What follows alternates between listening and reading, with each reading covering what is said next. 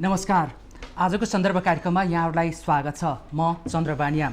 दर्शकवृन्द, आजको श्रृङ्खलामा हामी नेपालको राजनीतिमा भारतको हस्तक्षेप कहिलेसम्म भन्ने सन्दर्भमा केन्द्रित भएर आज हामी विशेष संवाद गर्नेछौँ। यदि भारतले नेपालको शासन सत्ता र राजनीतिमाथि सधैँ हस्तक्षेप गरिरहन्छ भने सरकार, राजनैतिक दल र तिनका नेता अनि आम नेपालीले अब भारतलाई हेर्ने दृष्टिकोण बदल्नु पर्छ कि पर्दैन, आज हामी यो विषयमा जमेर छलफल गर्ने प्रयास गर्नेछौँ। नेपालमा कम्युनिस्टको सरकार छ र शक्तिशाली 2/3 नजिकको सरकार छ भनेर दाबी गरिरहँदा र वास्तवमा यथार्थ सही रहँदा पनि भारतले फेरि प्रधानमन्त्रीको राजनीतिक चलखेल, प्रधानमन्त्री हटाउने दाउपेच फेरि सुरु गरेकै हो त? यदि हो भने नेपालका शासक सत्ताहरू र राजनीतिज्ञहरू के हेरेर बसिरहेका छन्? अब यसको खुलेर प्रतिवाद र सशक्त प्रतिकार कसरी गर्ने सोचिरहेका छन्? आज हामी यो विषयमा पनि जान्ने प्रयास गर्नेछौँ। तर अहिले प्रधानमन्त्री जस्तो उच्च तहबाटै मेरो प्रधानमन्त्री पद हटाउन खोजिएको छ, त्यो पनि भारतले भनेर मुखै खोलेर उच्च तहबाटै भनिसकेपछि यसलाई हामी मान्न र बुझ्न सजिलो पनि भएको छ। अहिलेका प्रधानमन्त्री केपी ओलीलाई मात्रै भारतले कसरत गरेको हो या योभन्दा अगाडिका प्रधानमन्त्रीहरूलाई पनि यस्तै कसरत गरिन्थ्यो र उनीहरू 6 महिनामा 9 महिनामा वा 5 वर्षको म्यान्डेट पाएर पनि 2 वर्षमै हट्न बाध्य हुन्थ्यो? यो पनि हामी बुझ्ने प्रयास गर्नेछौँ। कि अगाडिका प्रधानमन्त्रीहरूलाई पनि भन्ने गरेको भए उहाँहरू चुपचाप बसिरहँदाखेरि भारतीय शासन सत्ताले नेपाललाई हेर्ने दृष्टिकोण यस्तै बढ्दै गयो र अहिले पनि त्यसकै निरन्तरता हो भनेर बुझ्ने, या अगाडिकामा भन्ने थिएनन् र अहिलेका प्रधानमन्त्रीले मात्रै यो राज्यच्युत गर्न खोजेको छ? झन्डै 2/3 नजिक यो सरकार बनेको र दरो जनमतको आधारमा यो सरकार बनिरहँदा पनि, यति शक्तिशाली सरकार बन्दा पनि भारतले फेरि कु गर्ने दुस्साहस कसरी गर्यो? कतै हाम्रै नेताहरूले लौन हजुर भनेर यो अवस्था आएको त होइन? आज हामी यसको चिरफार गर्ने प्रयास गर्नेछौँ र यसलाई नजिकबाट हेर्नुहुने एकदमै राजनीतिमा लामो अनुभव रहनुभएको 63 वर्ष कम्युनिस्ट आन्दोलनमा सक्रिय हुनुभएका, अहिले जनताका निकै लोकप्रिय नेताको रूपमा परिचय कमाउनुभएका पुराना कम्युनिस्ट नेता चित्रबहादुर केसीसँग आज हामी जान्ने र बुझ्ने प्रयास गर्नेछौँ। 80 वर्षको उमेरमा अहिले अगाडि बढ्दै गर्नुभएका र 63 वर्षको राजनीतिक इतिहासमा एकपटक मात्रै उपप्रधानमन्त्री पदमा रहनुभएका चित्रबहादुर केसीको अनुभवमा अहिलेको यो राजनीतिक माहौललाई, भारतीय भनेको हस्तक्षेपलाई कसरी बुझ्नु भएको छ र यदि यो सत्य हो भने अबका हाम्रा नेताहरू, स्वयं सरकार र जनताहरू कसरी उठ्नुपर्छ र कसरी प्रतिकारमा लाग्नुपर्छ? आज हामी उहाँसँग बुझ्ने प्रयास गर्नेछौँ। नेताजी, यहाँलाई स्वागत छ। धन्यवाद। मैले अलिकति भूमिका लामो बताएँ किनभने हामी छलफल गर्ने जुन विषय छ त्यो निकै गम्भीर छ। अब तपाईँ त राजनीतिमा लामो लागेर धेरै भोटो फटाइसक्नु भएको छ, हामी सिक्दैछौँ। म तपाईँलाई सुरुमै बुझ्न चाहेँ, सरकार ढाल्ने प्रयत्न भयो र मलाई राज्यच्युत गर्ने प्रयत्न भयो भारतबाटै भनेर प्रधानमन्त्रीले ज्यूले जुन अभिव्यक्ति सार्वजनिक गर्नुभएको छ, यो चाहिँ हावा लागेरै पात हल्लिएको हो या एउटा ठुलो रुखलाई जबरजस्त हामी फेदमा बसेर हल्लाउन खोज्दैछौँ? अब नेपालमा त्यस किसिमको खेल त भइरहन्छ नि, नयाँ कुरा होइन। अब मलाई नै सोध्नुहुन्छ भने हाम्रो संविधान हामीले बनाए बापत आफूले भने जस्तो संविधान नेपालका जनप्रतिनिधिले बनाएनन् भनेर भारतले नाकाबन्दी गर्यो। नाकाबन्दी गरेपछि अब त्यो नाकाबन्दीको विरोधको लागि तत्कालीन एमाले र तत्कालीन माओवादीका दुईटै पार्टीका साथीहरूले राष्ट्रिय जनमोर्चालाई पनि सरकारमा आउनु पर्यो भनेर अब हाम्रो पार्टीमा छलफल भयो र हाम्रो पार्टीले पनि यस्तो बेलामा, हामी त 2051 सालदेखि छौँ संसदमा, त धेरैचोटि अफर त आयो र हामीलाई सरकारमा आउन बोलाउनलाई होइन, र हामी गएका थिएनौँ। हाम्रो संविधान हामी आफैले बनाए बापत इन्डियाले नाकाबन्दी गर्यो। हाम्रो संविधान चाहिँ बेठिक छ भनेर त्यो विषयलाई स्वयं भारतको प्रधानमन्त्रीले अन्तर्राष्ट्रियकरण गरे। बेलायतको प्रधानमन्त्रीसँग गएर संयुक्त वक्तव्य निकाले, नेपालको संविधान विभेदकारी छ, गलत छ भनेर। युरोपमा स्विजरल्यान्डमा गएर युरोपियनका युनियनसित पनि त्यसरी चाहिँ स्वयं भारतीय प्रधानमन्त्रीले त्यसो गरे। त्यति बेला चाहिँ हामी सरकारमा थियौँ। तत्कालीन एमाले, माओवादी, राप्रपा, माले लगायत अब सर्वदलीय जस्तो थियो त्यो एक बैठक चाहिँ मन्त्रीमण्डल। अब हामीले गरेको त्यति बेला के हो भने अब तिनतिर आएर भारतले घेरेको छ हामीलाई। नेपाल भूगोलबाट पनि ठगिएछ होइन। त्यसो भएर खालि भारतको मात्रै चाहिँ अब विश्व कारोबार गरेर हामीलाई जुनसुकै बेला पनि उसले चाहिँ अप्ठ्यारो पार्छ।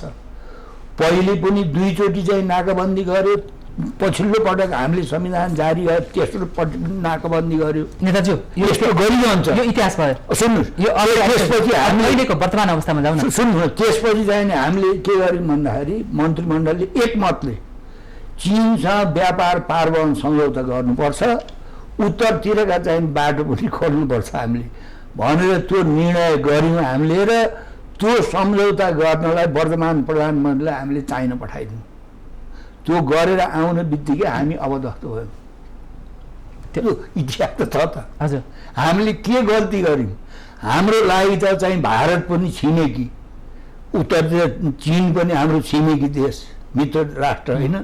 अब हामीले उतातिर व्यापार पारवहन सम्झौता गरिसकेपछि हामीसितै सत्तामा बसेको एउटा घटक तत्कालीन माओवादीका अध्यक्षले नै अविश्वासको प्रस्ताव राखे संसदमा, जबकि उहाँहरूले रोजा 8वटा मन्त्रालय मालदार मन्त्रालय लिइरहनु भएको थियो। भनेपछि यो संसारमा कहीँ देख्नु भएको छ आफ्नो सरकारको विरुद्धमा आफै अविश्वास प्रस्ताव राखेको? त्यो खेल त उतैको अब किन खेल त। त्यस कारणले यसपालि चाहिँ भारत 2टा कुराले चुर भएको छ। हजुर, अब यो लामो समयदेखि चाहिँ लिपुले लिम्पिया धुरा काला पानी चाहिँ उसले कब्जा गरेर हडप गरेर बसेको होइन। अनि अब जम्मू कश्मीर हडप गरिसकेपछि हामीलाई केही चाहिँ नमानिकन जब उसले नक्सा चाहिँ अब त्यो हाम्रो भूभागलाई नक्सामा उसले राखिसकेपछि त त्यति मात्रै गरेर भएन, उसले त्यही हाम्रो चाहिँ कब्जा गरेको भूभागमाथि बाटो नै खन्यो। त्यसो भएको हुनाले त्यसको विरोध भयो। हाम्रो आफ्नो भूभागलाई हामीले नेपालको नक्सामा राख्यौँ होइन। अब त्यसबाट ऊ चिडिएछ। त्यो चिडिएको कारणले अब यस्तो चाहिँ नि नेपालको सत्तामा बसेर भारतको चाहना अनुसार काम नगर्नेहरूलाई उनीहरूको त तपाईँ चाहिँ त्यो हुत्याउने अबदस्त गर्ने यो त सिलसिलै हो नि। यसमा त के फरक पर्छ? तपाईँले 7 साल पछि नेपालमा तपाईँको चाहिँ नि मातृका चाहिँ पहिलो प्रधानमन्त्री भएदेखिको कुरा तपाईँले इतिहास हेर्नु न के छ। नेपाल माथि चाहिँ भारतको हस्तक्षेप त्यति बेला थियो र अहिले पनि छ, निरन्तर छ। भनेपछि अहिलेको प्रधानमन्त्री केपी ओलीलाई उहाँले के सत्ताच्युत गर्न खोजेकै हो? होइन, त्यो भन्दा पनि उहाँहरूको आफ्नो पार्टीभित्र पनि जब चाहिँ समस्या छ होइन। अब तर अब 2/3 अब बहुमत छ। नेकपा भित्रैबाट चाहिँ नहुत्याइकन त बाहिरबाटमा त्यत्तिकै हुत्याउने कुरा भएन। तर उहाँहरूको आफ्नो पार्टीभित्रै समस्या छ। हजुर, म यसमै एउटा सोध्न खोजेँ। चित्रबहादुर केसीले 2 दिन अगाडि मात्रै भारतको चलखेल बढ्दो छ र यो व्यवस्थालाई हटाएर राजतन्त्र ल्याउँदैछ भनेर तपाईँले भन्नुभएको थियो। त्यसको 1-2 दिन बित्न नपाउँदै प्रधानमन्त्री केपी ओलीले फेरि मलाई नै प्रधानमन्त्रीबाट हटाउन खोज्दैछन् भनेर उहाँले भन्नुभयो। यो तपाईँहरूले यो सुईको पारै भनेको या तपाईँले अलिकति सङ्केत गर्नुभयो प्रधानमन्त्रीले, त्यसपछि यो आयो अभिव्यक्ति उहाँको? होइन, हामी आफ्नो किसिमले नेपालको राजनीति त पाउँछ नि, खुला छ नि त। अब राणा शासन गयो, राणाहरूले फेरि आफ्नो गुमेको चाहिँ स्वर्ग फिर्ता गर्नलाई भरत शमशेरको नेतृत्वमा प्रजा परिषद के अरे पार्टी नै बनाएको त। उनीहरू पार्टी बनाएनन्, भरत शमशेरको नेतृत्वमा पार्टी बनेन। हजुर, प्रजा परिषद के पार्टी थियो त्यति बेला? म अलिकति इतिहासभन्दा वर्तमानमा जान खोजेँ। त्यति बेलादेखि नै उनीहरूको राजनीतिक हस्तक्षेप छैन। होइन, त्यति बेला हस्तक्षेप भन्दा पनि एकचोटि सत्तामा गएर सत्ताको रजाइ गरेकाहरूले त्यो आफ्नो गुमेको स्वर्ग फिर्ता लिन त प्रयत्न नेपालमा मात्रै होइन दुनियाँभरि जहाँ पनि हुन्छ नि। नेपालमा पनि के छ भन्नुहुन्छ भने स्वयं भारतका चाहिँ सबैले होइन, हजुर, भाजपाले नेपाल हिन्दू राज्य हुनुपर्छ। हजुर, नेपाल हिन्दू राज्य भएपछि त त्यो हिन्दू राज्यलाई शासन गर्न राजा चाहियो। अब त्यो त उनीहरूले खुलेआम भने। अनि यहाँका पनि कतिपय गणतन्त्र ल्याएका पार्टीभित्रका मान्छेहरूले पनि अब नेपाल चाहिँ अब गणतन्त्र ल्याएर पछि त माने कतिपय छन् त्यसो हुनाले यी सबै वातावरणले गर्दाखेरि र स्वयं सत्ताधारी पार्टीभित्रको अन्तर्विरोध जुन चर्केर गएको छ यसबाट यो पानी धमिलायो बेला माछा टिप्ने खतरा छ है भनेर यसपालि मात्रै होइन हाम्रो पार्टीले पहिलेदेखि भनेको छ। अब मैले चित्रबहादुर केसीलाई बुझ्दाखेरि एकदमै इमान्दार राजनीतिमा निष्ठावान राजनीतिज्ञ मध्ये चित्रबहादुर केसी पनि एकजना पर्नुहुन्छ हामीले बुझ्दाखेरि पढेर आएको र धेरै नेताहरूको हामीले अनुभवलाई हेर्दाखेरि आनी बानी सबै हेर्दाखेरि निष्ठावान राजनीतिको रूपमा चिन्नुहुन्छ। 2014 सालदेखि तपाईँ कम्युनिस्ट पार्टीको झन्डा बोकेर राजनीतिमा आउनुभयो। अहिले उमेरले 80 वर्ष हुनुहुन्छ, राजनीतिमा 63 वर्ष भयो। जीवनकालभरि मान्छे सहायक मन्त्री, उपमन्त्री, राज्य मन्त्री हुँदै मन्त्री हुँदै प्रधानमन्त्री बन्ने सपना देख्छन्। तपाईँ 63 वर्षको राजनीतिक जीवनकालमा एकचोटि मात्रै उप प्रधानमन्त्री हुनुभयो, त्यो पनि 9 महिना होइन। त्यो अनुभवले हेर्दाखेरि अब अहिले जुन भारतको चलखेल सुरु भयो भनेर प्रधानमन्त्री लेभलबाटै आयो नि, हो कतिले यो कूटनीतिक मर्यादा विरुद्ध विपरीत चाहिँ प्रधानमन्त्री बोले कि भन्ने पनि टिप्पणी गरिरहेको अवस्था छ। कतै चाहिँ पार्टीभित्रै तपाईँले भने जस्तै अन्तर्विरोध बढिरहेपछि पार्टीभित्रको विरोधलाई चाहिँ अलिकति मत्थर गर्नलाई उहाँले एउटा समुद्रमा ढुङ्गा फाले जस्तो तरङ्ग ल्याउनलाई त्यो बोल्या हो कि भन्ने पनि छ होइन। तपाईँको बुझाइमा चाहिँ स्थायी कमिटीको जारी बैठकको सामना गर्नको लागि त्योबाट चाहिँ स्केप हुँदै उहाँले त्यो यो भनाइ ल्याउनु भयो, या चाहिँ तपाईँको बुझाइमा साँच्चैकै भारतीय चलखेल चाहिँ अहिले काठमाडौँमा बढिरहेकै अवस्था छ? दुईटै चिज छ। एउटा त स्वयं नेकपाभित्र पनि अन्तर्विरोध चरम चुल्लीमा पुगेछ, एकदमै चरम चुल्लीमा पुगेछ। अर्कोतिर यो नक्सा तपाईँको चाहिँ नि अब हाम्रो भारतले चाहिँ अतिक्रमण गरेको भूभाग यो नक्सामा राख्ने काम त योभन्दा पहिलेको प्रधानमन्त्रीको त कसैको पनि दैया चलेन, खुबी भएन होइन। ओलीजीसँग मेरा कयौँ मतभेद छन् होलान् होइन, तर यो नक्सा चाहिँ सामेल गर्ने, नेपालको नक्सा सामेल गर्ने कुरा त अब उहाँले नै गरेको कुरा भयो, ओलीजीले नै गरेको कुरा भयो। त्यसो हुनाले भारतले अहिले कति गरेको छ, भारतका मिडियाहरू चाइनाले उचालेर यिनीहरूले यो चाहिँ नक्सा चाहिँ आफ्नो भूभागमा आफ्नो नक्सा भारतले चाहिँ थिचोमिचो अतिक्रमण गरेको यो भूभाग त्यहाँ सामेल चाहिँ यिनीहरूको आफ्नो बुद्धिले होइन, चाइनिजहरूले उचालेर अब त्यो चाहिँ आफ्नो नेपालको नक्सामा सामेल गरेका हुन् भनेर त त्यहाँको जिम्मेदार मान्छेले भनेको कुरा र अहिले पनि भारतीय मिडियाहरूलाई यति चाहिँ मसला भएको छ कि अब यो जम्मै चाइनाले गरायो हो भन्ने। त्यसो भएको हुनाले भारतीय मिडियाले चाहिँ गलत अफवाह फैलाइरहेका छन्, त्यसमा भयङ्कर चलाएको छ। म अझै तपाईँबाट जान्न चाहिरहेको छु, 80 वर्षीय एउटा राजनीतिज्ञसँग त्यो उमेरमा पनि अहिले सक्रिय राजनीतिमा हुनुहुन्छ प्रधानमन्त्री केपी शर्मा ओलीले जुन अभिव्यक्ति दिनुभयो नि, यो सत्यमा आधारित छ या उहाँ स्केप भएर बस्नलाई खोज्दै हुनुहुन्छ? यो सम्भावना देखेरै होला भन्छु म, किनभने दुईतिरको खतरा भयो कि सम्भावना। पार्टीभित्र पनि अन्तर्विरोध असाध्यै चुलिएर गएको छ। चाहिँ भारत पनि यो भूभाग आफूले अहिलेसम्म कब्जा गरेको रजाइ गरेको भूभाग उनीहरूसँग परमाणु परिवहन भन्ने केही पनि छैन। जबरजस्ती त्यहाँ सेल्टरको रूपमा सुरुमा बस्यो सेना बसेको बाहेक अरू त्यहाँ उनीहरूसँग चाहिँ हाम्रो भन्ने परमाणु केही छैन।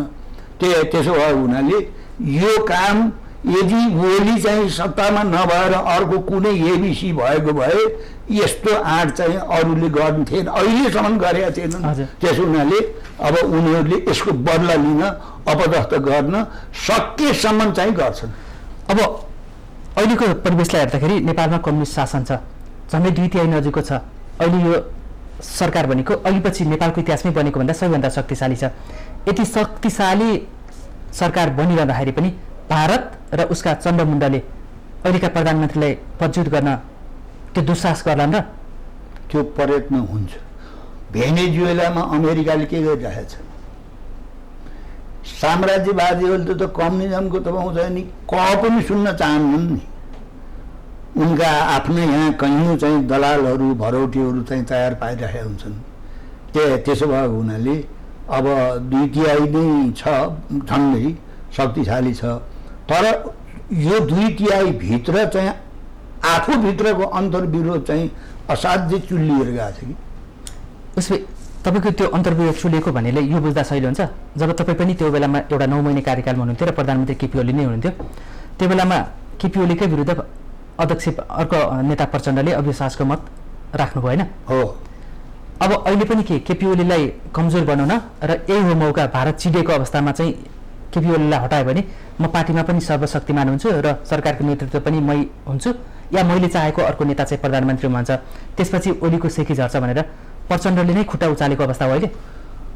अब त्यो सम्भावनालाई इन्कार गर्न सकिन्न। हुनसक्छ होइन, त्यो सम्भावना अब त्यो त्यो त्यो सम्भावनालाई चाहिँ मैले किन म त आफै भोया मान्छे हुँ नि। हामीले अब भारतसित पनि व्यापार पारवान सम्झौता गर्दै आएको हो होइन, त हामीले चाहिँ चीनसित पनि व्यापार पारवान सम्झौता र उत्तरी चाहिँ नाका खोल्ने कुरा त्यो त हाम्रो आफ्नो एउटा सार्वभौम सत्ता सम्पन्न स्वतन्त्र राष्ट्रको अधिकार हो नि। त्यो गरे बापत अब जस्तो हुन पर्यो यहीँका प्रतिपक्ष र सत्ता आफ्नै पार्टीको विरुद्धमा चाहिँ अविश्वासको प्रस्ताव आफ्नो सरकारको विरुद्धमा अविश्वासको प्रस्ताव राखेको यो संसारमा तपाईँले कहीँ देख्नु भएको छ? नेपालमै भयो त त्यो पनि फेरि कम्युनिस्ट त्यही त सहकर्मी भनेपछि त त्यसकारण यस्ता सम्भावनाहरूलाई चाहिँ इन्कार गर्न सकिन्न। भनेपछि केपी ओली सरकारमा आइसकेपछि जुन राष्ट्रियताको मुद्दामा सरकार अगाडि बढिरहेको थियो निरन्तर यसबाट भारत चाहिँ के हच्किएको थियो नेपाललाई छुन सकिँदैन भन्ने जस्तो थियो भनेपछि अब ल न हामीले त सकेनौँ हामी पनि लाग्छौँ तिमीहरू पनि लाग्नु पर्यो भनेर पार्टीभित्रैबाट भारतलाई उक्साएको हुनसक्छ। होइन, पार्टीभित्रैकालाई चाहिँ भारतले उक्सायो भन्न त सकिन्न। किनभने कुनै वस्तुको तपाईँ चाहिँ विकास र विनाश हुने नियम त त्यहीँभित्र हुन्छ होइन। त्यो नियम अन्तर्गत पार्टीभित्रका जुन विवाद छन् असन्तुष्टि छन् होइन उहाँहरूको जुन चाहिँ छ त्यसबाट तपाईँ चाहिँ नि फाइदा लिनलाई देशी विदेशी सबै तपाईँ चाहिँ नि अब मिली गर्छन्। हजुर त्यो गर्छन्।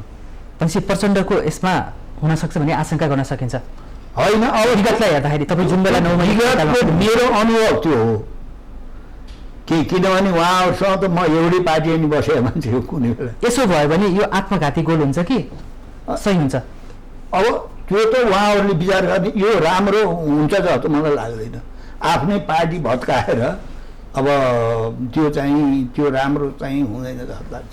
यति हुँदाखेरि पनि प्रधानमन्त्री त्यति हुँदाखेरि पनि अहिले प्रचण्डले चुक्क नबोल्नुमा अथवा अरू विपक्षीहरू पनि कोही बोलेका छैनन्। केही एउटा तल्ल पूर्व प्रधानमन्त्री एउटा बाबुराम भट्टराई मात्रै गर्नुभएको छ, उहाँले चाहिँ एउटा बाहना खोजे अहिलेका प्रधानमन्त्रीले भाग्नलाई भन्नुभएको छ। यति हुँदाखेरि प्रचण्ड केही नबोल्नुमा चाहिँ यसमा आशंका गर्न सक्ने आधारहरू बलियो छन्।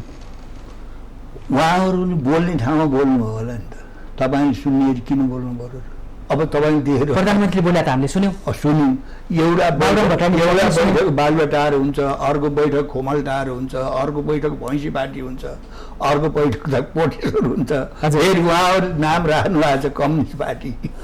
हजुर त्यो देखिया छ नि हजुर होइन। अब के हुन्छ भने बालुवाटार बैठक हुन्छ, सबभन्दा पहिले तपाईँ चाहिँ त्यसको यावत कुरा बाहिर छत्ता छुल्लो उही बैठक चलिरहेको छ, बाहिर छत्ता छुल्लो हुन्छ। त उहाँहरू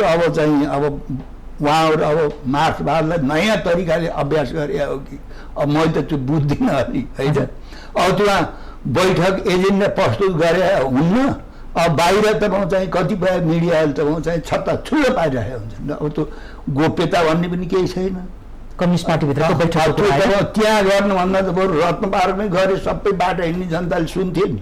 हजुर त्यहाँ बाटो हिँड्ने जनताले अरूले पनि सुन्थे, बरु चाहिँ शान्ति बाटीकैमै राम्रो हुन्थ्यो जस्तो लाग्छ कि मलाई। खुला छलफल त्यो बालुवाटारमा त्यो माथि त्यो त्यहाँभन्दा हजुर त्यो तपाईँ चाहिँ रत्न पार्कमै राम्रो हुँदो, किन सबैले आउने जाने मान्छे सबैले सुन्थे।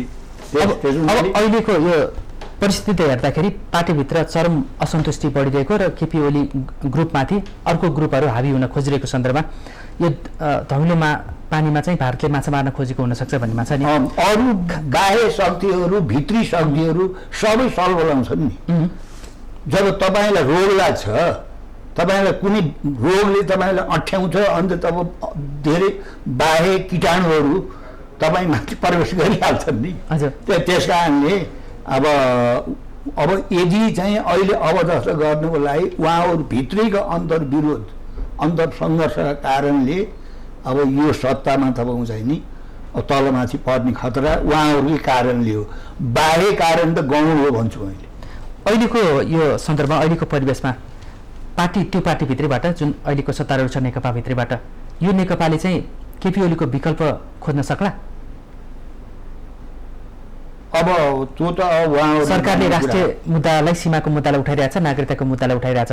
अर्को कुरा सीमाको नियमन हुनुपर्छ भन्ने ढङ्गले पनि सरकार अगाडि बढिरहेको सन्दर्भमा यो पार्टीले ओलीको विकल्प खोज्न सान्दर्भिक होला, वाञ्छनीय होला?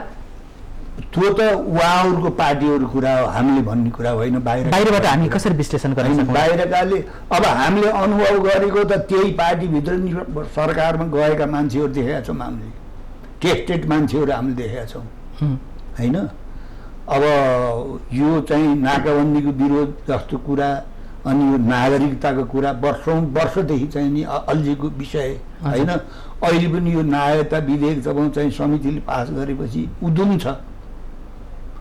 केही काम दुनियाँमा अरू देशहरूले गर्दाखेरि त्यहाँ मान्ने हुने, नेपालले केही काम गर्यो भने त्यो कुरा अमान्य हुने। त्यस कारणले अब नेपालमा चाहिँ स्थिति राम्रो छैन। त्यस कारणले अब त्यो उहाँहरूले आफ्नो पार्टीभित्रको समस्या कसरी समाधान गर्ने हो त्यो त उहाँहरूकै कुरा हो। अब हामीले जान्ने कुरा भएन। अब यो भनिन्छ नि मलाई खाने बाघले अर्कोलाई पनि खान्छ, तपाईँलाई पनि खान्छ भने जस्तै बाघ चाहिँ बस्तीमा आइसकेपछि त्यो बाघलाई हटाउनलाई चाहिँ त्यो जो प्रभावित परिवार छ त्यो मात्रै लाग्ने या त्यो सिङ्गो समाजै लाग्ने भन्ने सवाल एउटा गम्भीर प्रश्न हुन्छ। मैले यसलाई कसरी जोड्न खोजेँ भन्दाखेरि अहिले प्रधानमन्त्रीले टार्गेट गरेको छ सत्ताच्युत गर्नको लागि। यस्तो बेलामा अन्य पार्टीहरू चाहिँ यो मलाई हो र म त सरकारमा छैन, केपी ओलीलाई त हो नि ऊ सत्ताबाट हटेर के हुन्छ भनेर हामी चाहिँ ताली बजाएर बस्ने या अन्य पार्टीका नेताहरू बोल्ने बेला आयो होइन। बाह्य शक्तिहरूको तपाईँ चाहिँ नि अब चलखेल यो त नेपालको लागि त एउटा गम्भीर एउटा चाहिँ क्यान्सरै हो नि त। हामीले नेपालमा राजनीति गर्ने त नेपालको समृद्धि, नेपालको विकास, नेपालको तपाईँ चाहिँ देशको राष्ट्रियता, सार्वभौमता र अखण्डताको रक्षाको लागि होला नि हामीले गर्ने त। हामीले तपाईँ चाहिँ शक्ति राष्ट्रहरूको तपाईँ दलाली गरेर चाकरी गरेर सत्ता र शक्तिको लागि हामी जति जति तपाईँ चाहिँ त्यसमा लिप्त हुँदै जान्छौँ उति देश खोक्रो हुँदै गइरहेछ, कमजोर हुँदै गइरहेछ। त्यसो हुनाले अब राजनीति राष्ट्र र जनतालाई केन्द्रमा राखेर गर्नु पर्यो भन्ने हाम्रो सुझाव हो। हजुर, कसलाई नाफा हुन्छ, कसलाई फाइदा हुन्छ, कसले पद पाउँछ, को पद पाएर पर्छ त्यो भन्दा पनि नेपाल राष्ट्र र नेपाल जनतालाई केन्द्रमा राखेर राजनीति गर्नु पर्यो जो कसैले पनि भन्ने हाम्रो सुझाव हो। अहिले गरिरहेका छन् त त्यस्तो गरेको नपाइएर त जनतामा असन्तोष छ। त्यही त पटक पटक प्रधानमन्त्रीमा आसीन हुनुहुन्छ, पाएको मौकालाई अवसरमा परिणत गर्न नसक्ने, फेरि त्यही व्यक्ति नै फेरि त्यो सत्ताको लागि र त्यो पदको लागि खुट्टा उचालेर बसिरहने यो प्रवृत्ति कहिलेसम्म रहने? अब त्यो प्रवृत्ति त अब जबसम्म नेपाली जनताले सत्य के हो, तथ्य के हो अब त्यो नबुझन्जरी अब उनीहरू त्यहाँ जानेहरू पनि उनका आफ्ना मात्रै खुबीले होइन नि, हामीले पनि त पठाउने गरेका छौँ नि। हामी मतदाता भएका, कार्यकर्ता भएका, हामी नेपाली भएकाले पनि त होइन। अब जसलाई पठाएर तपाईँ चाहिँ नि राष्ट्रको मुहार फेर्न सकेन, जनताका तपाईँ चाहिँ आधारभूत समस्याका समाधान गर्नै सकेन, त्यस्ता मान्छेलाई नै हामीले तपाईँ चाहिँ पटक पटक पठाउने गरेका छौँ त। हजुर, त्यो जान्दा मात्र चाहिँ विरोध गरेर भएन।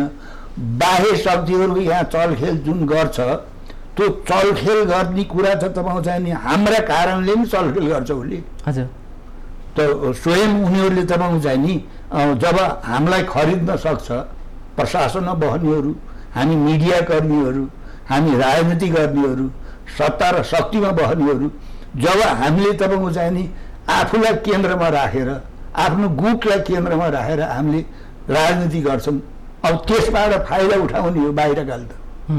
त्यस कारणले त्यसमा चाहिँ सतर्क सजग हुनुपर्छ यो राष्ट्र जोगाउने हो भने। अब तपाईँले अहिले सुरुवातदेखि नै भन्नुभयो यो धमिलो पानीमा भारतले माछा मारेको हुनसक्छ, खास चाहिँ कारण चाहिँ आन्तरिकै हो, यो पार्टीभित्रकै भन्नुभएको छ होइन, मुख्य कुरा हो। अब अहिलेको सन्दर्भमा नेपालका जति पनि नेताहरू र पार्टीका नेतृत्वहरू देखिन्छ उहाँहरू चाहिँ सत्तामा पुग्नको लागि जुनसुकै मूल्य चुकाउनलाई तयार हुने उहाँहरूको बाध्यता अब सबै त नभनौँ, अपवादमा बाहेक होइन। जुन औँला बिखलाको छ उही औँलो झर्ने हो, तपाईँ बाहेक भने होइन। कुनै बेला त मै पनि त गएँ त सत्तामा 63 वर्षको राजनीतिक जीवनकालमा एकपटक गएँ म त्यो पनि 9 महिना गएँ राजनीति के 9 महिनाको लागि गरिँदो रहेछ होइन नि त्यो त पार्टीले आवश्यक ठान्यो उहाँहरूले पनि चाहिँ यस खालको हाम्रो संविधान हामी बनाए बापत यस्तो नाकाबन्दी भयो हस्तक्षेप भयो त्यस कारणले चाहिँ मद्दत गर्नु पर्यो भनेर हजुर त्यसको आधारमा त्यो चाहिँ मैले एकछिन उठाएँ मात्रै म अर्को विषय जानु यो धमिलो पानीमा माछा मार्न भारतले पटक पटक खोजिरहनुमा छ नि नेपाली नेताहरू जो चाहिँ उच्च पदको आकाङ्क्षी हुनुहुन्छ अहिले विद्यार्थी नेतृत्व गरिरहेका हुन् अथवा सांसद बन्ने लेभलका हुन् त्यसपछि राज्यमन्त्री मन्त्री उपप्रधानमन्त्री हुँदै एकैचोटि प्रधानमन्त्री नै बन्न खोज्ने जो आकाङ्क्षी नेताहरू हुनुहुन्छ नि उहाँहरूमा चाहिँ अझ पनि एउटा चेतना खोलेको हो कि जस्तो देखिन्छ जस्तो भारतबाट एकजना कोही सहसचिव लेभलको मान्छे काठमाडौँमा दूत बनेर आयो भने उसलाई भेट्नको लागि लाइन लागेर होटलमा बस्ने टिभीको क्यामेराले देख्छ कि भनेर लुकी लुकी अँधारोमा पनि जाने कुनै पनि होटलमा त बत्ती निभाएको बाटोबाट पनि हिँड्ने भनेर हामीले धेरै देखेका छौँ नेपाली नेताहरूमा त्यो प्रवृत्ति अझ पनि हट्न नसकेर पनि भारतले यति शक्तिशाली सरकार नेपालमा बन्दा पनि हल्लाउन खोजिरहेको हो कि के लाग्छ यहाँलाई मैले सुरुमै भने नि यो देशलाई यस खालको अस्थिर यस्तो कमजोर गराउनेमा चाहिँ विदेशीलाई मा दोष लाएर हुन्न त्यो तपाईँ चाहिँ नि हाम्रो आफ्नै हामी यहाँ चाहिँ राजनीति गर्नेहरू प्रशासनमा बस्नेहरू मिडियामा काम गर्नेहरू हामीले आफूलाई केन्द्रमा राख्यौँ कि आफूलाई केन्द्रमा राख्यौँ आफ्नो गुटलाई केन्द्रमा राख्यौँ र तपाईँको चाहिँ नि राष्ट्र र जनतालाई केन्द्रमा राखेनौँ हामीले त्यसबाट तपाईँको चाहिँ नि बाह्य शक्ति खेलेको मुख्य कुरा त्यो हो प्रधान पक्ष चाहिँ हामी हो हाम्रो कमजोरीबाट बाह्य शक्ति खेल्ने हो त्यही भइरहेको छ त्यही त नेपाल र नेपालीलाई हेरेर चाहिँ निर्णय गर्नुपर्नेमा होइन निर्णय गर्नुपर्नेमा राष्ट्र केही बोल्ला कि होइन राष्ट्र र जनतालाई केन्द्रमा राखेर राजनीति गर्ने प्रशासन गर्ने नीति बनाउने त्यो नीतिलाई कार्यान्वयन गर्ने कुरा विशुद्ध तपाईँको चाहिँ राष्ट्रलाई चाहिँ केन्द्रमा राखेर गर्ने भएको भए त देश यस्तो हुन्न नि हजुर त्यसो भएर बाह्य शक्ति पनि किन खेल्छन् भने एकजनालाई उनले खेलाएका छन् चिनेका छन् तपाईँले भन्नुभयो नि एउटा कुनै तपाईँको चाहिँ सत्तामा शक्तिमा कुनै बेला बसेको मान्छे आउनु बित्तिकै अब भेटाए जुत्ता लाउने जुत्ता नभेटाए चप्पल लाए पनि लाउने दुइटै लाउनु भ्याइएन भने एउटा चप्पल हात एउटा चप्पल खुट्टा लाएर दर्शनमा जाने भने भए त त्यो सत्ताको लोभ लालसा हो त्यो आउने मान्छेको चाहिँ चाकरी गरेको त्यो दलाली गरेको गलत त्यो स्वाभिमानै नआयो त्यो देखियो त त्यही त हामीले भारतका एउटा दूत आउन साथै भ्याए जुत्तै लाएर नभए एउटा चप्पल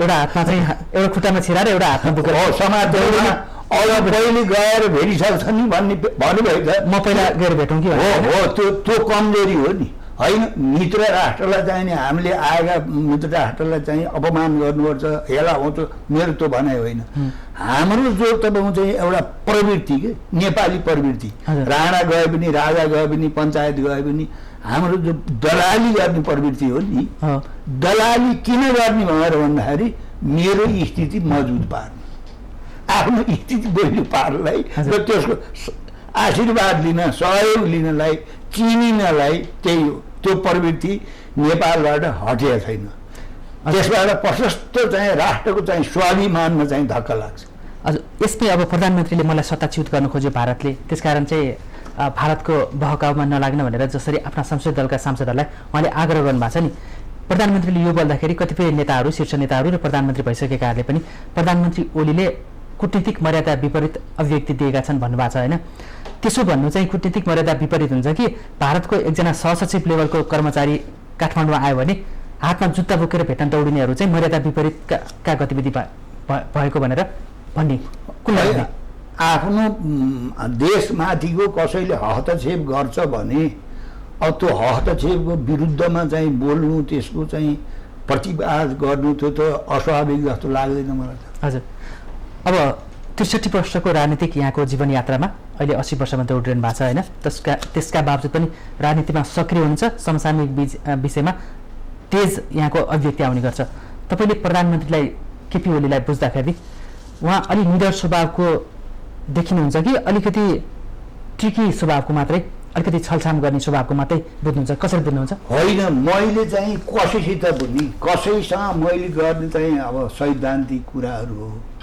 राजनीतिक कुरा हो, अब ती कुरा हो। अब व्यक्तिगत कुरा चाहिँ मैले गर्ने गरे होइन कसैको पनि। मैले यो प्रश्न किन राखेँ भन्दाखेरि अबको यो परिस्थितिमा होइन, अहिले ओलीजीमा चाहिँ कहीँ कमजोरी त मैले पनि देखेको छु।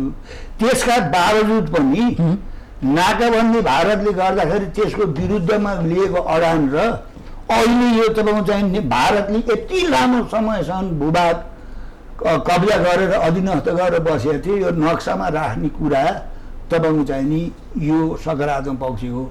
र यो लामो समयदेखि तपाईँको चाहिँ नागरिकताको झमेला होइन, भूगोलमाथि आक्रमण, अनि तपाईँको चाहिँ जनसङ्ख्या आक्रमण, संविधानमाथि आक्रमण, विभिन्न राजनीतिक पार्टीहरूलाई चाहिँ खेलाउने उचाल्ने होइन, विभिन्न मिडियाहरू खरिदेर आफ्नो पक्षमा बोल्न लाउने, बुद्धिजीवीहरू खरिदेर आफ्नो पक्षमा बोल्न लाउने, यी सारा कुरा हुँदाहुँदै पनि यी केही काम चाहिँ ओलीजीले जे गर्नुभयो त्यो चाहिँ मलाई चित्त बुझ्छ। अरू कुरा त तपाईँको चाहिँ मेरै कति कुरा मिल्दैन, सैद्धान्तिक कुरा मिल्दैन मेरै। अन्य आनीबानी जे भए पनि अहिले पदमा रहिसकेपछि, प्रधानमन्त्री भइसकेपछि उहाँले राष्ट्रियताको मुद्दालाई समात्नु भएको छ। हो, यो कुरा त यसमा चित्रबहादुर केसीको समर्थन छ, बिरलै समर्थन हुन्छ नि त? होइन, मेरो पार्टीकै छ र त समर्थन पनि दिएको छ नि त हामी सरकार। म यही जान खोजेको, अब यो परिस्थितिमा पार्टीभित्रै एउटा आन्तरिक खिचलो र खुट्टा तान्ने प्रवृत्ति बढिरहेको र धमिलो पानीमा भारतले माछा मार्न खोजिरहेको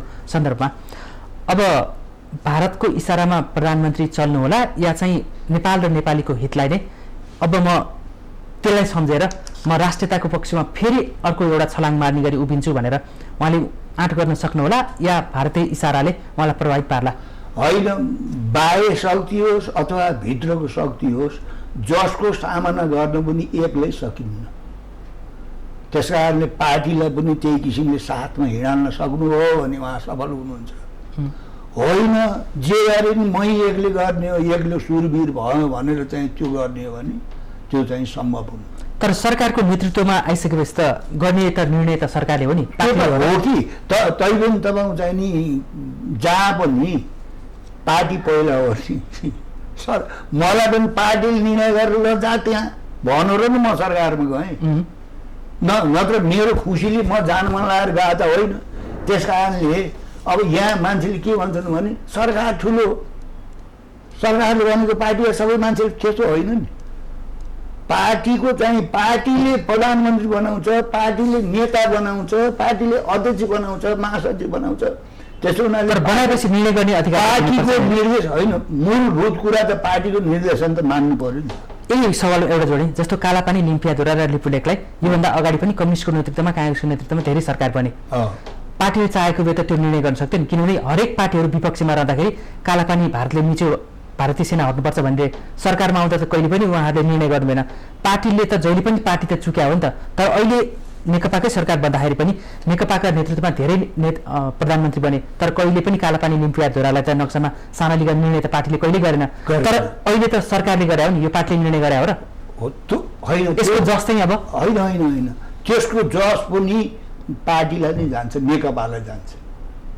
किनभने पार्टीको स्थायी कमिटी सिफारिस त गरे होइन। तपाईँको चाहिँ नि नेकपाले त्यो आँट नगरेको भए त तपाईँ चाहिँ ओलीजीले क्यारी गर्ने नि, त्यो त पार्टीले चाहिँ ओके गरेर नि उहाँले चाहिँ त्यो आँट गर्नुभयो र त्यो नाकाबन्दीको विरुद्धमा उहाँले अडान लिनु हो, राम्रो पार्टीको त सपोर्ट थियो नि।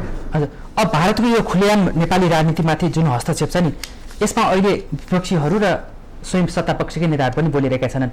यसलाई स्वाभाविक मान्ने या डरपोकको रूपमा लिने? होइन, सत्ता पक्षकाले त अब बोलेका छैन भन्ने कुरा भएन होइन। प्रधानमन्त्री नै बोलेपछि आफ्नै ठाउँमा बोले होलान् होइन, त्यो आफ्नै ठाउँमा बोलेको पनि सुनिन्छ कि बाहिरी पनि होइन। त्यस कारणले प्रधानमन्त्रीको त्यो हिजोको चाहिँ अभिव्यक्तिलाई चाहिँ त्यत्तिकै हावाभरा बोले हो भन्ने म भन्दिनँ। हजुर, म ठान्दिनँ त्यो। अब यहाँलाई सबैभन्दा बढी लोकप्रिय र चर्चामा ल्यायो संहिता विरोधी अभिव्यक्तिले।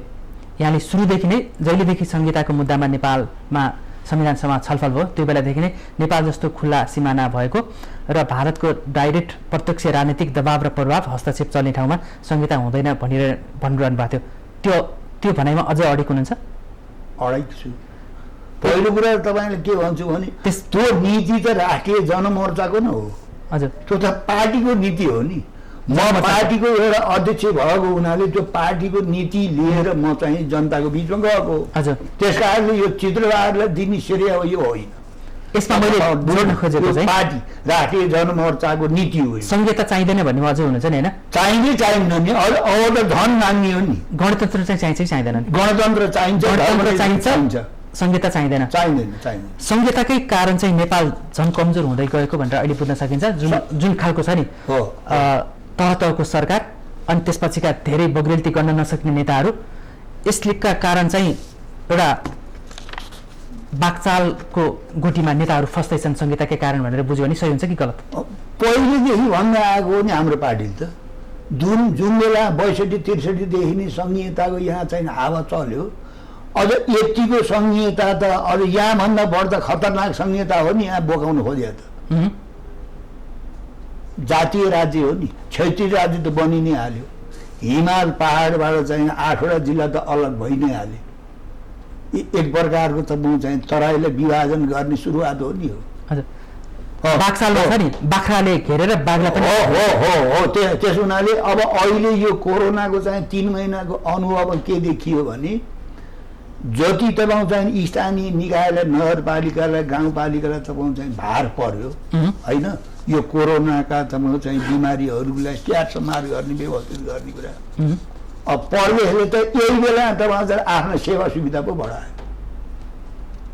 लगाउनु कर्मचारीहरूको चाहिँ अब भत्ता कटाउनु पर्ने, सांसदहरू मन्त्रीहरूको तपाईँ चाहिँ भत्ता उनीहरूले पहिलेदेखि खाइपाइ आयो, त्यो केही कटाउनु नपर्ने भनेपछि त अब तपाईँ चाहिँ एक त यो नेपालको जो भौगोलिक अवस्थिति छ त्यसका कारणले पनि यो मुलुकमा संहिता हुन्न। दोस्रो कुरा चाहिँ हाम्रो जस्तै यस्तो गरिब मुलुक जहाँ एउटा संसद, एउटा मन्त्रीमण्डल चलाउन विदेशीबाट सहायता ल्याउनु पर्ने, रेमिटेन्सबाट बाँध्नु पर्ने, 8 ठाउँमा मन्त्रीमण्डल, 8 ठाउँमा संसद, अनि त्यहाँ भएर चाहिँ हजारौँ कर्मचारी, अनि खर्च पर्छ, कहीँ जानुपर्छ, तपाईँले कहाँ पाल्नुहुन्छ यो संहिता? त्यसो भएर तह तहको असन्तुष्टि, जनतामा वितृष्णा, त्यसपछि होइन हामीले भनेको कुरा के हो नि केन्द्रीकृत भ्रष्ट एकात्मक चाहिँ अधिकार जो चाहिँ प्रणाली हो, राज्य प्रणाली नेपालको, त्यसलाई विकेन्द्रीकरण गर्नुपर्छ। प्रजातान्त्रिक विकेन्द्र 170 मुलुक छन् त संसारमा एकात्मक प्रणाली भएका। अहिले के भन्छन् उहाँहरू भन्दाखेरि यो कोरोनाको टाइममा बल्ल संहिताको महत्त्व सबैले बुझेको छन्। मान्छे खान नपाएर मरिरहेछन्, त्यहाँ औषधि नपाएर आत्महत्या गरेर मान्छे दर्जनौँ मरिसके, तैपनि संहिताको मुरली बजाउनु छोडेका छैन मान्छेले। भनेपछि संहिता नेपाल जस्तो सानो भूगोल र सानो जनसङ्ख्या हुँदैन, आवश्यकै छैन, कहाँ हुँदैन, सम्भवै छैन नि। अब यो सरकारले यसको खारिजतर्फ अगाडि बढ्न सक्ला? नेपाली जनताले खारेज गर्ने हो नि, सरकारमा बसेका त चुकिसकेका नि, क्या खारेज गर्छन्। जनताले जब चाहिँ यो संहिता चाहिँदैन भनेर जब सडकमा आउँछन्, त्यसको जनमत सङ्ग्रह त भएकै छैन त, कसरी मतदान गर्छ? होइन त चाहिँ पञ्चायत फालेको जनमत सङ्ग्रह गराउँदा त पञ्चायतै बोकायो नि। यहाँ संहिताको चाहिँ जनमत सङ्ग्रह गराउनु भयो भने त जसले बोकाएको त्यसैले फेरि तपाईँ चाहिँ संहिता ठिक छ भनेर चाहिँ लाछाप लगाइदिन्छ नि। जनताले खारेज गर्ने हो नि। राणा शासन खारेज भयो, पञ्चायत खारेज भयो, राजतन्त्र खारेज भयो। जुन प्रणालीले तपाईँ चाहिँ देशको अस्तित्वमा प्रश्न चिन्ह खडा हुन्छ, आर्थिक रूपले चाहिँ असफल हुन्छ, टाढ पल्टन्छ मुलुक। अब त्यस्तो प्रणाली तपाईँले क्यारी पाल्नुहुन्छ, के जान्नुहुन्छ? त्यसो हुनाले स्वाभाविक रूपले तपाईँ चाहिँ नि अब भन्नु न, अब प्रदेशमा अहिले पनि के स्थिति छ, त्यो प्रदेश बनेका छन् नि, त्यहाँ चाहिँ भ्रष्टाचार केन्द्रमा जे भ्रष्टाचार छ त्यो भ्रष्टाचार त म चाहिँ प्रदेशमा उत्तिकै छ। हजुर, यो सङ्घमा गएपछि त म चाहिँ अब यो कोरोनाको कहरमा पनि यो 3 तहको सरकार, कोरोनाको पहिलो शिकार नेपाली जनता त हुने नै भन्न संहिता हुन्छ। हेर्नु होला, संहिता नेपाली जनताले थेग्न, पाल्न, चलाउनै सक्दैनन्। त्यसो भएर नेपाली जनताले प्रजातान्त्रिक विकेन्द्रीकरण गरौँ, केन्द्रमा चाहिँ सरकार चाहियो होइन, तैपनि यतिका चाहिँ मन्त्रालय चाहिएन, 15-16 मन्त्रालय होइन। त्यसपछि चाहिँ स्थानीय निकायलाई सबल गराउनु पर्यो, गाउँपालिका नगरपालिका। हजुर। र तपाईँ चाहिँ परदेशमा जाने जति सबै पैसा तपाईँ चाहिँ गाउँपालिका नगरपालिकालाई दिनु न, त्यहाँ विकास गर्नु, निर्माण गर्नु, सारा गर्नुहोस्। केन्द्रले नीति नियम एउटा संसदमा हो तपाईँले धान्ने त 8वटा संसद सक्नुहुन्छ तपाईँ। हजुर। त्यसो भए हुनाले यो ढिलो चाँडो चाहिँ नेपाली जनताले सङ्घीयता स्वीकार गर्दैन, यसको खारेज आवश्यक छ। राष्ट्रिय जनमोर्चा त लगातार भन्ने के हो भने प्रजातान्त्रिक विकेन्द्रीकरण गरौँ, स्थानीय निकायलाई स्वायत्त शासन तपाईँ चाहिँ संवैधानिक अधिकार दिउँ र तपाईँ चाहिँ नि अब सङ्घीयताको आवश्यकता छैन। एकात्म प्रणालीभित्र पनि चाहिँ प्रदेश रहन सक्छ। 7 प्रदेशको चाहिँ प्रस्ताव त राष्ट्रिय जनमोर्चाको नि। त्यो प्रदेशमा यो जुन राजनीतिक संरचना छ नि त्यस्तो होइन, प्रशासनिक संरचना मात्रै हुनुपर्छ। केन्द्र र स्थानीय निकाय बिचमा समन्वय गर्नुको लागि ढिलो चाँडो संहिता नेपाली जनताले फाँक छ नि, हेर्नु होला। हजुर। अब अलिकति म अघि केही विषय उठाउन जान्छु। सुरुमा मैले जे विषय उठान गरेका थिएँ त्यसमै हामी समयको अन्तिममा छौँ, 5 मिनटभित्र छौँ।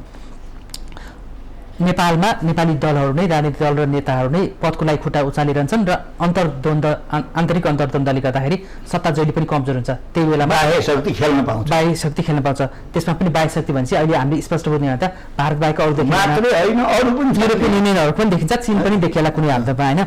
अब अहिलेको सन्दर्भमा भारतलाई गाली गरेर मात्रै हुँदैन, पार्टीहरू नै सचिनुपर्छ र पार्टीभित्रको कमी कमजोरी नेतृत्वले चाहिँ समाधान गर्दै व्यवस्थापन गर्दै जानुपर्छ भनेर यहाँले एउटा निष्कर्ष दिनुभएको छ होइन। यो सन्दर्भमा अब भारतलाई गालीले मात्रै होइन कर्मले जवाफ दिने गरेर हाम्रा नेता र नेतृत्वले कहिले पाठ सिक्लान्? त्यो त अब अनुभवले सिकाउने हो। अब भारतबाटै जे पनि गोलीगोडादेखि प्यारदेखि सबै आत्मनिर्भर उतैबाट निर्भर छन्।